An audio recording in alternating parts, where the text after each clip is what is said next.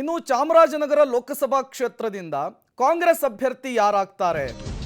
ಮಗನಿಗೆ ಚಾಮರಾಜನಗರ ಟಿಕೆಟ್ ಅನ್ನು ಕೊಡಿಸಲಿಕ್ಕೆ ಮಹದೇವಪ್ಪ ಅವರು ತಂತ್ರವನ್ನ ಹೆಣಿತಾ ಇದ್ದಾರೆ.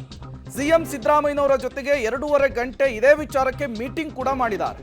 ಚಾಮರಾಜನಗರದಿಂದ ನಾನು ಸ್ಪರ್ಧಿಸಲ್ಲ ಅಂತ ಹೇಳಿ ಸ್ಪಷ್ಟನೆಯನ್ನು ಕೊಟ್ಟಿದ್ದಾರೆ ಸಚಿವ ಮಹದೇವಪ್ಪ. ಮಗ ಸುನೀಲ್ ಬೋಸ್ಗೆ ಟಿಕೆಟ್ ಕೊಡುವಂತೆ ಪಟ್ಟನ್ನ ಹಿಡಿದಿರುವಂತಹದ್ದು ಹೈಕಮಾಂಡ್ ಹೇಳಿದ್ದೇ ಅಂತಿಮ ಅಂತ ಹೇಳಿ ಮೀಟಿಂಗ್ ಮುಗಿದ ಬಳಿಕ ಮಹದೇವಪ್ಪ ಅವರು ಹೇಳಿಕೆ ಕೊಟ್ಟಿದ್ದಾರೆ. ಇಲ್ಲಿ ಮಾಜಿ ಸಚಿವರಾದಂತಹ ಸೋಮಶೇಖರ್, ಮಾಜಿ ಶಾಸಕರಾದಂತಹ GN ನಂಜುಂಡಸ್ವಾಮಿ ಜೊತೆಗೆ ಹಲವರ ಹೆಸರು ಇಲ್ಲಿ ಸ್ಪರ್ಧೆಯಲ್ಲಿರುವಂತಹದ್ದು. ಯಾರಿಗೆ ಹೈಕಮಾಂಡ್ ಮಣೆ ಹಾಕುತ್ತೆ ಅನ್ನೋದನ್ನ ಕಾದ್ ನೋಡ್ಬೇಕಿದೆ. CM ಅವರು ಭೇಟಿ ಮಾಡಿದೆ ಅಂದರೆ ಮಗನಿಗೆ ಟಿಕೆಟ್ ಕೇಳ್ತಾನಂತನಾ?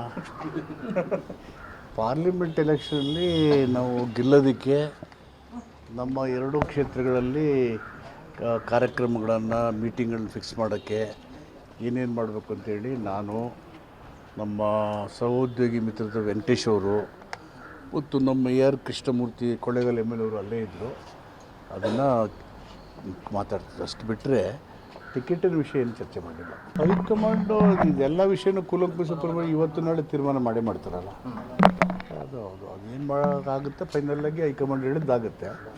ಈಗ ನಾವೆಲ್ಲ ಏನಂದರೆ ಕೆಲಸ ಮಾಡೋಕ್ಕೆ ಕಾರ್ಯಕ್ರಮಗಳನ್ನು ನಮ್ಮ ವೇಳಾಪಟ್ಟಿನ ರೆಡಿ ಮಾಡ್ಕೊ, ಅದನ್ನು ಚರ್ಚೆ ಮಾಡೋದು ಅಷ್ಟೇ. ನಮ್ಮದು ಏನು ಸ್ಟ್ಯಾಂಡು ಅಂತ ನಮ್ಮ ಪಕ್ಷದ ಹೈಕಮಾಂಡ್ ಮುಂದೆ ಹೇಳಿದ್ದೀನಿ. ನಮಗೆ ಮುಖ್ಯ ಅಂದರೆ ಕ್ಯಾಂಡಿಡೇಟ್ ಮಾಡ್ತಾರೆ ಹೈಕಮಾಂಡು, ಗೆಲ್ಲಿಸೋದು, ಅದಕ್ಕೆ ದುಡಿಯೋದು. ನಮ್ಮೆರಡು ಕ್ಷೇತ್ರಗಳಲ್ಲಿ ನಮ್ಮ ಕಾರ್ಯಕರ್ತರು, ಲೀಡ್ರು, ನಮ್ಮ MLAಗಳು, ಡಿಫಿಟೆಡ್ ಕ್ಯಾಂಡಿಡೇಟ್ಸು, XMLAಸು.